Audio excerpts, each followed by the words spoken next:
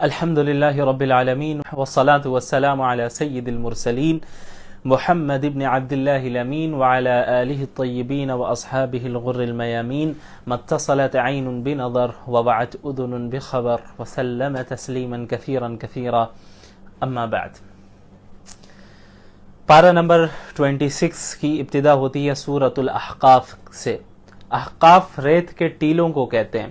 چونکہ اس صورت میں قوم عاد کا بھی ذکر ہے جو کہ ریت کے ٹیلوں کے پاس رہا کرتی تھی، اس وجہ سے اس صورت کو سورۃ الاحقاف کہا جاتا ہے.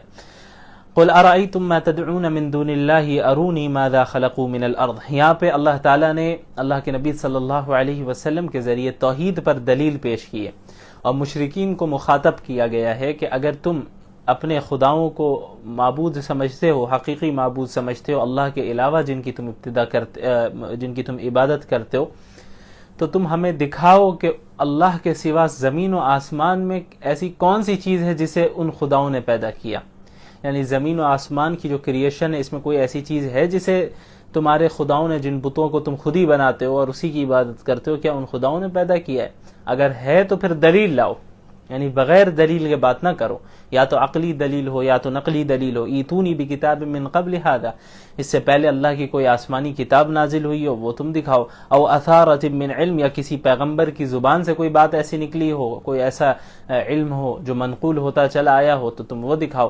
یعنی بغیر دلیل کے بات نہ کرو. اور تم جن خداؤں کی عبادت کر رہے ہو اللہ کے سوا کون ہے جس نے زمین و آسمان میں اللہ کی جو کریشن ہے، مخلوقات ہیں، ان میں سے انہوں نے پیدا کیا ہو. اس کے بعد قرآن کی حقانیت کا ذکر ہے آیت نمبر 8 میں. قل ام یقولون افتراہ، کیا یہ کہتے ہیں، یہ لوگ کہتے ہیں کہ محمد صلی اللہ علیہ وسلم نے قرآن کو اپنی طرف سے گھڑا ہے، اپنی طرف سے بنایا ہے. آپ کہہ دیجئے محمد صلی اللہ علیہ وسلم ان افتریتہ، اگر میں نے قرآن کو اپنی جانب سے گھڑا ہوتا، اپنی جانب سے میں نے قرآن بنایا ہوتا، فلا تملکون لی من اللہ شیئا، تو تم مجھے اللہ کی پکڑ سے بچا نہیں سکتے. کیونکہ اللہ کی سنت ہے، یہ اللہ کا طریقہ ہے کہ اللہ کی طرف کوئی بات منسوب کرے، اپنے آپ کو نبی بنائے اور کوئی کلام پیش کر کہے کہ اللہ نے نازل کیا ہے، تو پھر اللہ تعالیٰ اس انسان کو جو ہے ہلاک کر دیتے ہیں، برباد کر دیتے ہیں. تو آپ صلی اللہ علیہ وسلم نے کہا کہ اگر میں نے ایسا کیا ہوتا تو تم اللہ سے مجھے نہیں بچا سکتے تھے. اس کے بعد آیت نمبر 10 میں بعض اہل کتاب کے ایمان لانے کا ذکر ہے اور مشرکین کو کہا گیا ہے کہ بھئی دیکھو اہل کتاب تم پر سبقت لے جا رہے ہو اور تم ہٹ درمی میں، تکبر میں پڑے ہو. اس کے بعد آیت نمبر 15 میں والدین کے حقوق کا ذکر ہے کہ والدین کے ساتھ حسن سلوک کیا جائے، خصوصاً ماں کے ساتھ بھی حسن سلوک کیا جائے.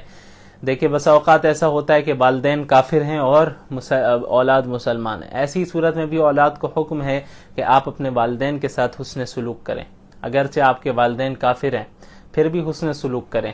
ہاں اگر وہ کوئی ایسا حکم دے جو قرآن کے خلاف ہو، شریعت کے خلاف ہو، تو وہ جو ہے اسے فالو نہیں کیا جائے گا.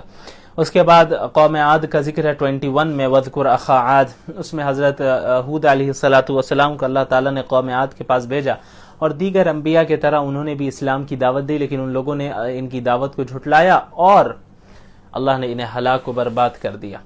اس کے بعد آیت نمبر 29 میں جنات کے اسلام قبول کرنے کا ذکر ہے. وَإِذْ صَرَفْنَا إِلَيْكَ نَفَرًا مِّنَ الْجِنِّ يَسْتَمِعُونَ الْقُرْآنَ، آپ صلی اللہ علیہ وسلم جب طائف سے تبلیغ کے کام کے بعد واپس تشریف لا رہے تھے مکہ المکرمہ، تو ایک جگہ پہ آپ نے فجر کی نماز ادا کی اور وہاں پہ آپ نے قرات کی قرآن کی نماز میں.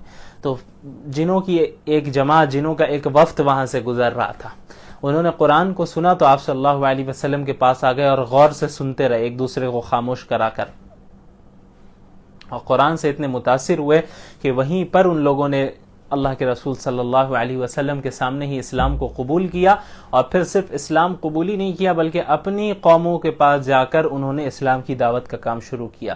پھر وقتاً فوقتاً جناتوں کے بھی کئی وفود آپ صلی اللہ علیہ وسلم کے پاس آتے اور اسلام قبول کرتے.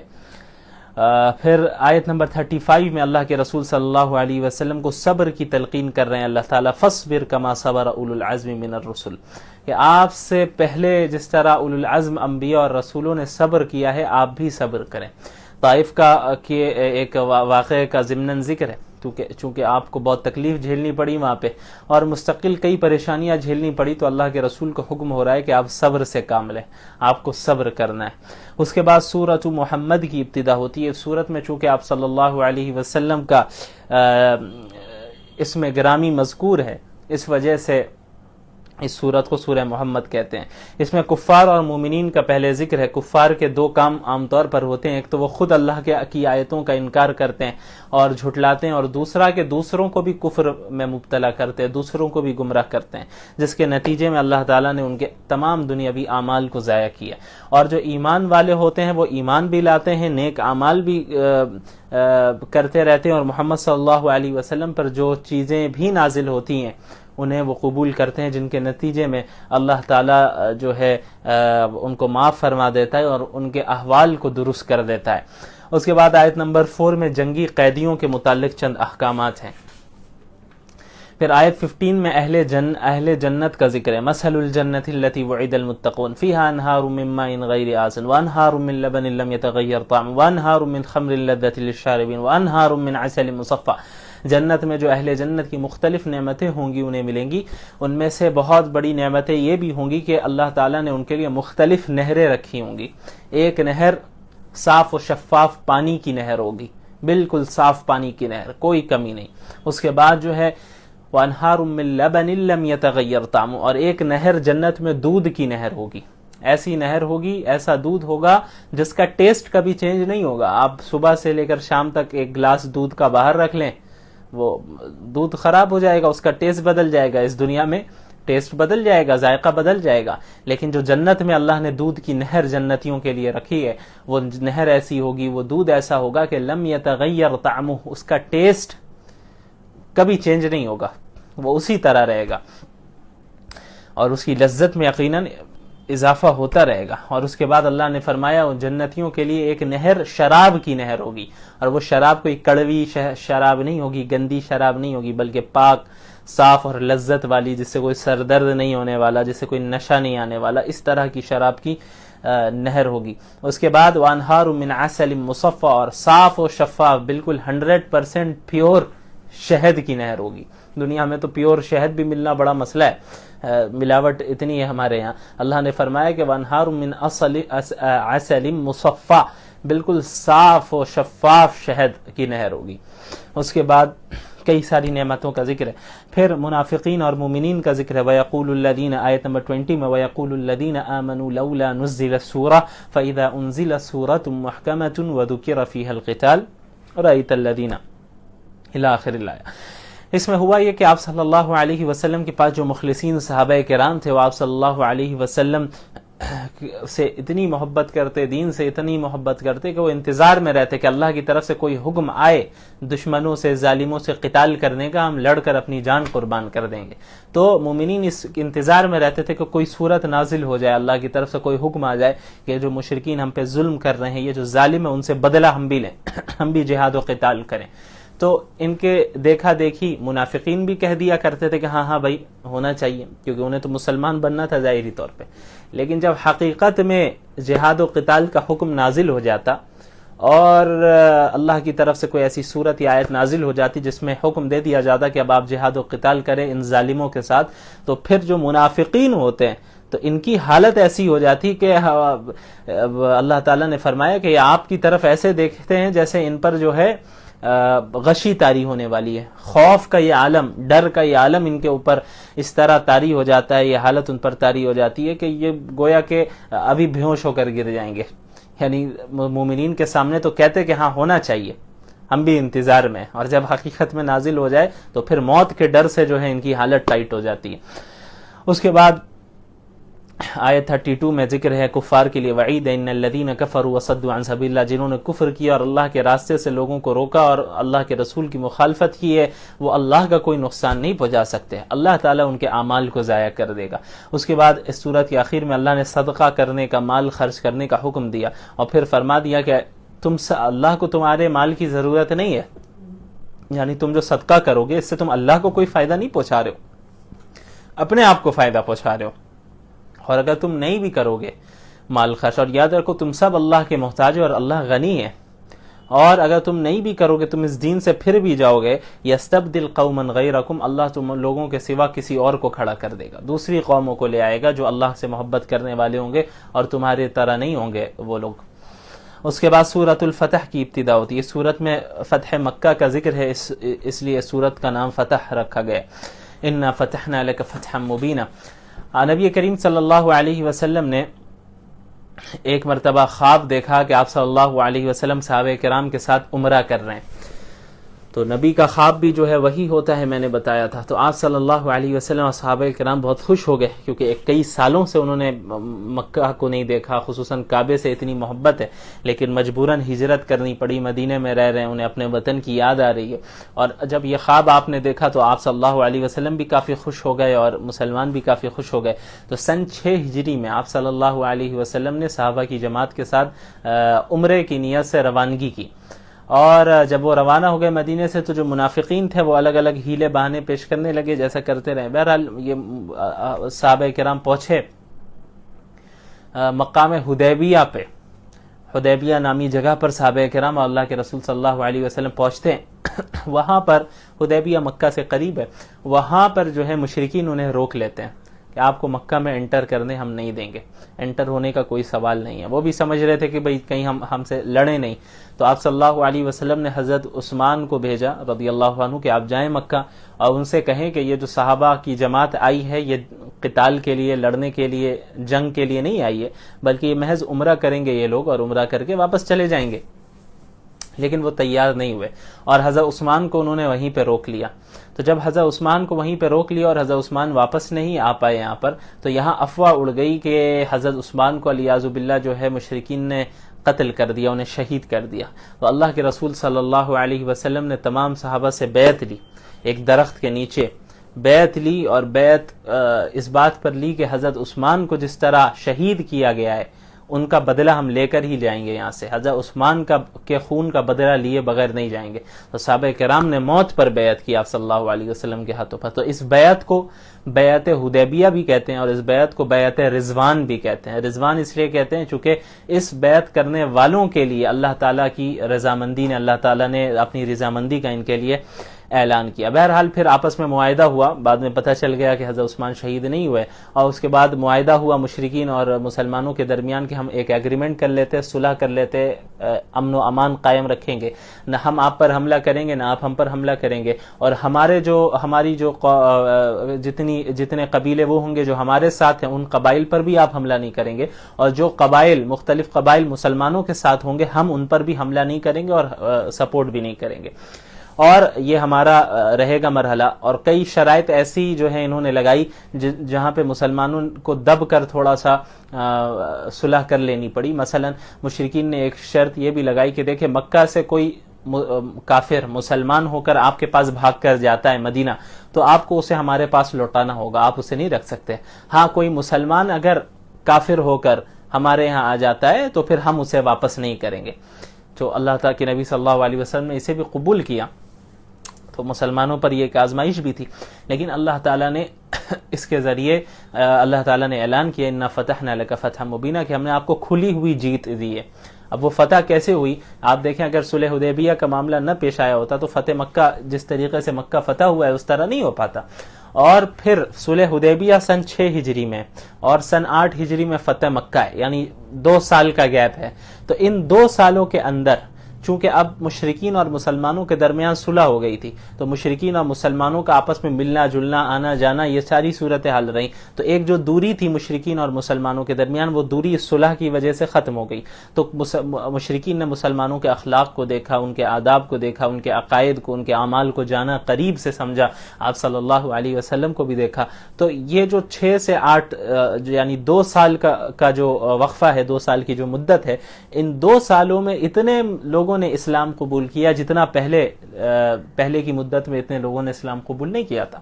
صرف ان 2 سالوں کے اندر اتنی زیادہ بڑی تعداد نے اسلام قبول کیا۔ اور پھر سن 8 ہجری میں مشرکین نے ہی معاہدے کی خلاف ورزی کی تو اللہ تعالیٰ نے حکم دیا کہ بھئی اب آپ مکے پر چڑھائی کیجئے، تو پھر آپ صلی اللہ علیہ وسلم نے مکہ فتح کیا بغیر لڑے۔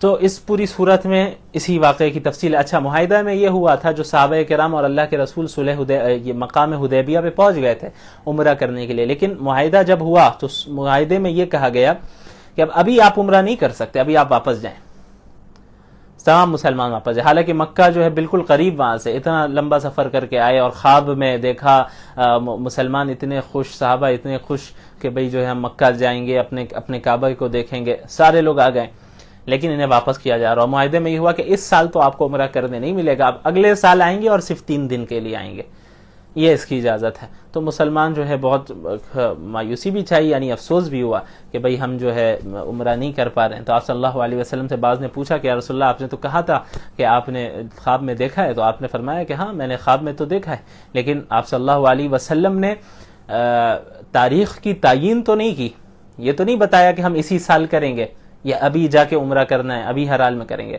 اللہ کے نبی نے خواب دیکھا کہ عمرہ کر رہے ہیں, اس کی تعیین خواب میں نہیں تھی کہ کس سال کرنے والے ہیں. بہرحال پھر وہاں سے مسلمان واپس ہوئے. پھر اگلے سال سن 7 ہجری میں آپ صلی اللہ علیہ وسلم دوبارہ صحابہ کرام کے ساتھ تشریف لاتے ہیں اور قضائے جو ہے عمرہ ہے اس کو ادا کرتے ہیں. تو آیت نمبر 10 میں بیعت رضوان کا ذکر ہے. بیعت رضوان کسے کہتے ہیں میں نے بتا دیا, ان الذین یبایعونک انما یبایعون اللہ, کیونکہ یہ مخلصین تھے صحابہ کرام جنہوں نے اللہ کے نبی پر بیعت کی کہ حضرت عثمان کا بدلہ لے کر جائیں گے واپس. تو اللہ نے فرمایا کہ یہ جو مسلمان آپ سے بیعت کر رہے تھے نا, یہ حقیقت میں اللہ سے بیعت کر رہے تھے. ید اللہ فوق ایدیہم, کیونکہ ہاتھ پہ ہاتھ رکھتے بیعت کرتے وقت تمام مسلمانوں نے اللہ کے نبی پر ہاتھ رکھا, کے ہاتھوں پر ہاتھ رکھا کہ ہم آپ سے وعدہ کرتے ہیں. تو اللہ نے فرمایا ید اللہ فوق ایدیہم, اللہ کا ہاتھ ان سب کے ہاتھوں کے اوپر تھا. کیا مطلب؟ اللہ کی قدرت, اللہ کی نصرت, اللہ کی مدد ان سب کے ساتھ تھی.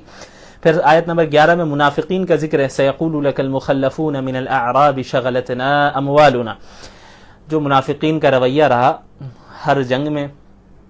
اب جب عمرہ کرنے جا رہے ہیں تو تمام صحابہ تو تیار ہو گئے, لیکن جو منافقین تھے انہوں نے بہانہ بنانا شروع کیا اور کہنے لگے کہ اللہ کے رسول صلی اللہ علیہ وسلم کو کہ ہم جو ہے ہماری یہ مصروفیت ہے, یہ وہ مصروفیت ہے, یہ مصروفیت ہے, جھوٹ موٹ کی باتیں کرنے لگے. اس کی وجہ یہ تھی کہ بھئی انہیں ڈر تھا کہ بھئی یہ مکہ جا رہے ہیں, وہ تو مشرکین سے ان کی دشمنی ہے, اگرچہ یہ عمرہ کرنے جا رہے ہیں لیکن وہ تو جنگ پر آمادہ ہو جائیں گے, سارے مسلمانوں کو قتل کر دیا جائے گا, ان کے چکر میں ہم بھی قتل ہو جائیں گے. تو اس ڈر سے انہوں نے یہ ہیلے بنائے. اس کے بعد آیت نمبر 18 میں بیعت رضوان کرنے والوں سے جو اللہ نے رضامندی کا اعلان کیا اس کا ذکر ہے. لقد رضی اللہ عن المؤمنین اذ یبایعونک تحت الشجرہ, اور ان سے وعدہ کیا واثابہم فتحا قریبا, اللہ انہیں ایک جو ہے بہت عنقریب ایک فتح بھی دینے والا ہے. تو اس سے اشارہ تھا فتح خیبر کی طرف, خیبر کو جو مسلمانوں نے فتح کیا اس کی طرف اشارہ تھا, اور وہاں سے مال غنیمت جو انہیں حاصل ہوا اس کی بھی پیشن گوئی اور اس کا بھی وعدہ اللہ نے اس میں فرما دیا تھا. اس کے بعد آیت 24 میں ذکر ہے وَهُوَ الَّذِي كَفَّ أَيْدِيَهُمْ عَنْكُمْ وَأَيْدِيَكُمْ عَنْهُمْ بِبَطْنِ مَكَّةَ مِنْ بَعْدِ أَنْ أَظْفَرَكُمْ عَلَيْهِمْ. آپ صلی اللہ علیہ وسلم مسلمان جب مقام حدیبیہ میں تھے تو مشرکین نے کیا کیا نا کہ اس موقع کو غنیمت سمجھا اور 50 آدمیوں کو بھیجا کہ آپ کو قتل کر دیں علیہ باللہ. تو 50 آدمی خاموشی سے آتے ہیں آپ صلی اللہ علیہ وسلم پر حملہ کرنے کے لیے, لیکن مسلمان انہیں دیکھ لیتے اور ان کو اریسٹ کر لیتے ہیں.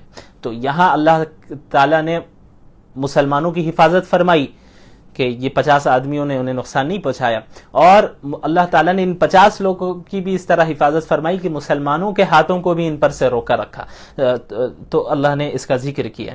اس کے بعد خواب کا ذکر ہے آیت 27 لقد صدق اللہ رسولہ الرؤیا بالحق, اللہ تعالیٰ نے جو سپنا دکھایا ہے, خواب دکھایا اللہ کے نبی کو, اور اللہ اسے پورا کر کے رہے گا, اور اللہ نے اسے سچا ثابت کیا ہے. تو مسجد حرام میں انشاءاللہ امن و امان کے ساتھ داخل ہوگے, اور یہ جو ہے کھلا اشارہ کر دیا تھا آپ صلی اللہ علیہ وسلم کو اور مسلمانوں کو کہ جو ہے تم ضرور عمرہ کرو گے اور مکہ میں ضرور داخل ہوگے. پھر ایسے ہی ہوا, سن 6 ہجری میں روکا گیا انہیں, لیکن سن 7 ہجری میں وہ گئے اور داخل ہوئے, اور 8 ہجری میں تو مکہ ہی فتح ہو گیا.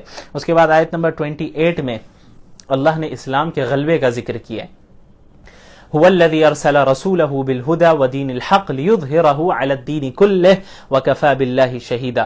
اللہ تعالی ہی وہ ذات ہے جس نے اپنے رسول کو ہدایت کے ساتھ اور دین حق کے ساتھ بھیجا ہے تاکہ اس دین کو تمام دیگر مذاہب پر, تمام دیگر ادیان پر غالب کر دے, اور اللہ گواہی کے لیے کافی ہے. اور اللہ ایسا کرے گا، اور اللہ نے کیا، چاہے مشرکین ناپسند کرتے رہیں. تو ایک غلبہ تو ہے غلبہ برہانی، دلائل کے اعتبار سے، ایویڈنسز کے اعتبار سے، پروفز کے اعتبار سے. تو دلائل کے اعتبار سے جو غلبہ برہانی ہے وہ تو اسلام کو روز اول سے حاصل ہے. یعنی دلائل کی روشنی میں کوئی مذہب اسلام کے سامنے نہیں ٹک سکتا، کوئی آئیڈیولوجی، کوئی نظریہ اسلام کے سامنے نہیں ٹک سکتا. اسلام کو غلبہ حاصل ہے. اب ایک دوسرا غلبہ غلبہ عملی ہے، یعنی پریکٹیکلی پوری دنیا میں اسلام غالب آ جائے گا.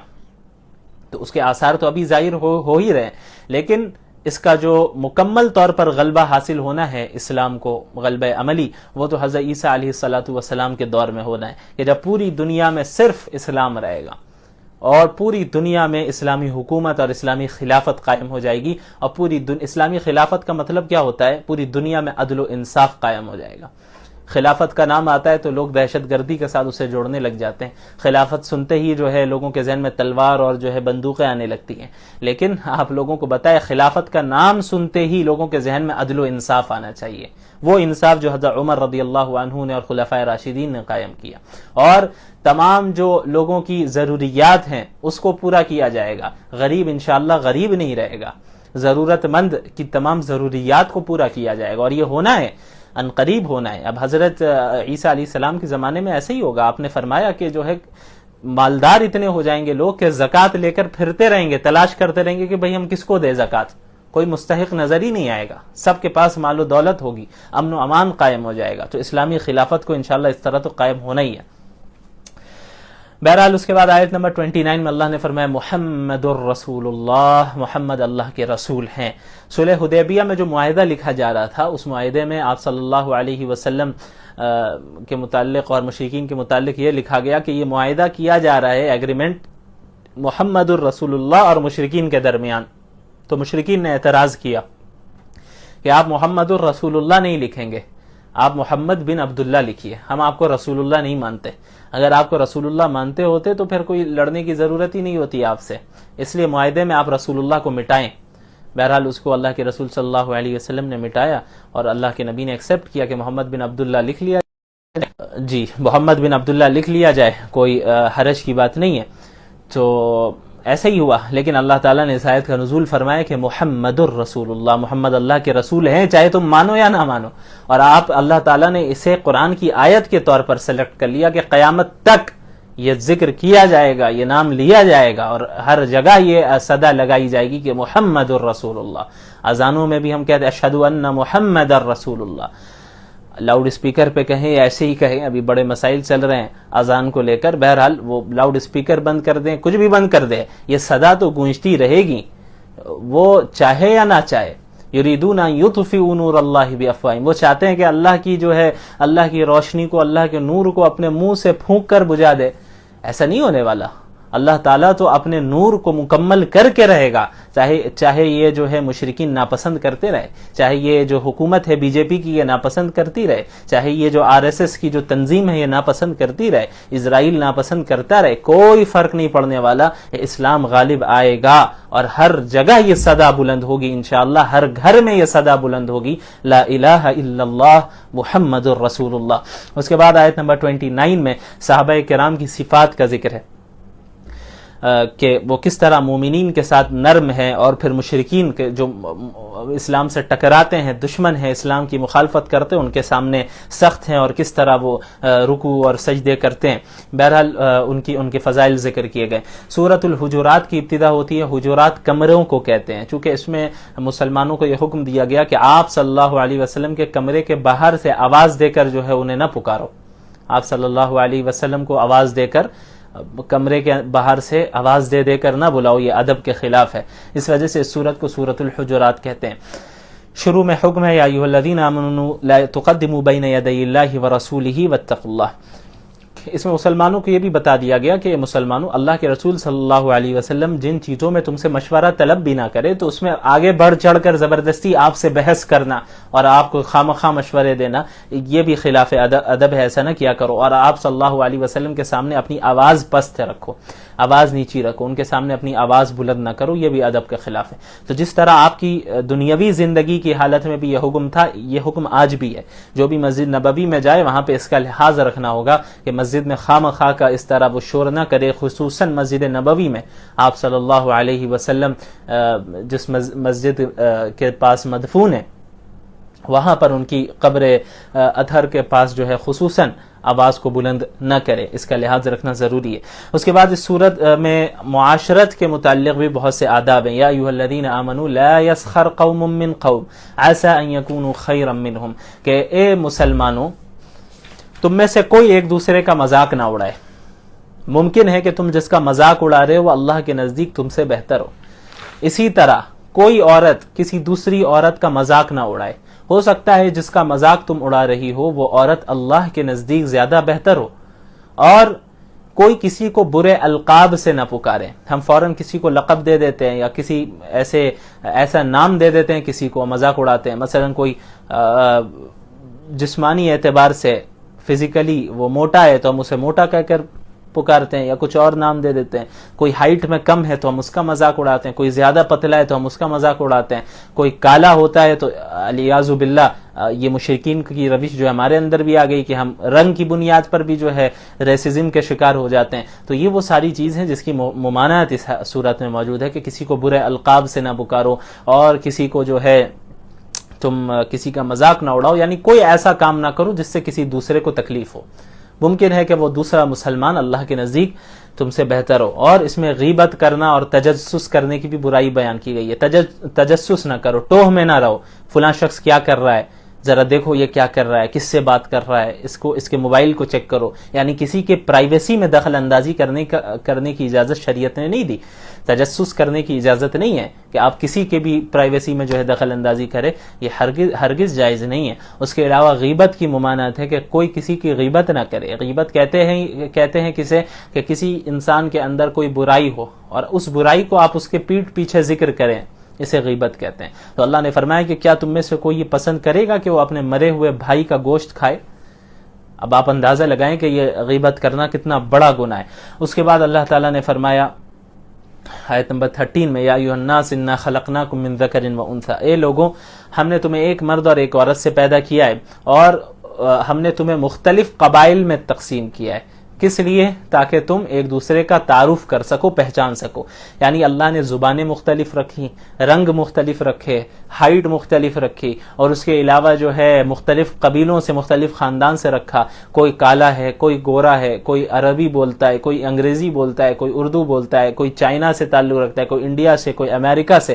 تو یہ فرق کس وجہ سے؟ اس وجہ سے ہے تاکہ لتعارفوا، تم ایک دوسرے کا تعارف کر سکو، ایک دوسرے کو، اپنے آپ کو تم دوسروں کے سامنے انٹروڈیوس کرا سکو۔ یہ اس بنیاد پہ فرق نہیں ہے کہ کوئی کسی پر افضلیت حاصل ہو جائے، امریکن کو انڈین پر افضلیت حاصل ہو جائے، انڈین کو چائنیز پر افضلیت حاصل ہو جائے، صرف کنٹری کی بنیاد پہ یا رنگ کی بنیاد پہ، خاندان کی بنیاد پہ، لینگویج کی بنیاد پہ کسی کو کسی پہ فضیلت حاصل نہیں۔ یہ زبانوں کا مختلف ہونا، ان چیزوں کا مختلف ہونا، یہ محض تعارف کے لیے۔ اللہ کے نزدیک افضل کون ہے، افضلیت کس چیز پر طے کی جائے گی؟ ان اکرمکم عند اللہ اتقاکم، تم میں سے اللہ کے نزدیک سب سے مکرم شخص، افضل شخص وہی ہے جس کے اندر تقوی زیادہ ہے۔ تو ایمان اور اعمال صالحہ اور تقوی کی بنیاد پر کوئی انسان کسی دوسرے سے افضل ہو سکتا ہے۔ جو زیادہ تقوی والا ہے وہ اللہ کے نزدیک، اچھا اب تقوی بھی ایسی چیز ہے جو آپ ظاہری طور پہ نہیں دیکھ سکتے، دل کی چیز ہے وہ، لہٰذا اس دنیا میں بھی آپ نہیں بتا سکتے کہ فلاں شخص تم سے افضل ہے یا میں تم سے افضل ہوں، ہرگز نہیں۔ یہ تو اللہ طے کرے گا کہ کس کے اندر کتنا تقوی تھا۔ اس کے بعد سورہ قاف کی ابتدا ہوتی ہے۔ قاف بھی حروف مقطعات میں سے، اس کی تفصیل پہلے گزر چکی ہے۔ شروع میں جو ہے بعث بعد الموت کے بارے میں بات کی گئی ہے۔ مشرکین اعتراض کرتے ہیں کہ ایسا کیسے ہوگا بھائی کہ زمین ہمیں کھا جائے گی اور جو ہے ہم دوبارہ زندہ ہوں گے۔ اللہ نے کہا کہ یہ اللہ تعالیٰ کے علم ہے کہ زمین کیا کھا رہی ہے، کسے کھا رہی ہے، اور اللہ تعالیٰ تم سب کو دوبارہ زندہ کرنے پر قادر ہے۔ اس کے بعد آیت نمبر 13 میں پچھلی قوموں کا ذکر ہے، قوم نوح کا ذکر ہے، کنویں والوں کا ذکر ہے، سمود کا ذکر ہے، عاد کا ذکر ہے، فرعون اور اس کی قوم کا ذکر ہے، اور قوم لوط کا ذکر ہے، تاکہ اللہ کے نبی صلی اللہ علیہ وسلم کو تسلی دی جائے کہ جس طرح ان لوگوں کو جھٹلایا گیا آپ کو بھی جھٹلایا جا رہا ہے، ان حضرات کو بھی جھٹلایا گیا، ان انبیاء علیہ السلام کو آپ کو بھی جھٹلایا جا رہا ہے۔ اس کے بعد آیت نمبر 17 میں فرشتوں کا ذکر ہے، کرامن کاتبین کا، اذ یتلقى المتلقیان عن الیمین وعن الشمال قعید. ہر انسان کے ساتھ دو فرشتے موجود ہیں، ایک طرف، دوسرا دوسری طرف، جو انسان کے تمام اعمال کو لکھ رہے ہیں. اور انسان جو بولتا ہے، ما یلفظ من قول الا لدیہ رقیب عتید، ایک انسان جو اپنی زبان سے کوئی بھی لفظ بھی نکالتا ہے نا تو فرشتہ تیار ہے اسے لکھنے کے لیے. تو انسان جو کر رہا ہے، عمل تو دور کی بات، جو وہ بول رہا ہے، بولنا بھی سوچ سمجھ کے چاہیے، کیونکہ ہر ایک لفظ، ہر ایک ورڈ جو انسان اپنی زبان سے نکال رہا ہے اسے نوٹ کیا جا رہا ہے. اس کے بعد آیت نمبر 30 میں ذکر ہے کہ جہنم سے اللہ تعالیٰ جہنمیوں کو جہنم میں ڈالنے کے بعد اللہ تعالیٰ جہنم سے سوال کرے گا، یوم نقول لجہنم هل امتلأت وتقول هل من مزید، کیا تم بھر گئی، یعنی تمہاری جگہ مکمل ہو گئی.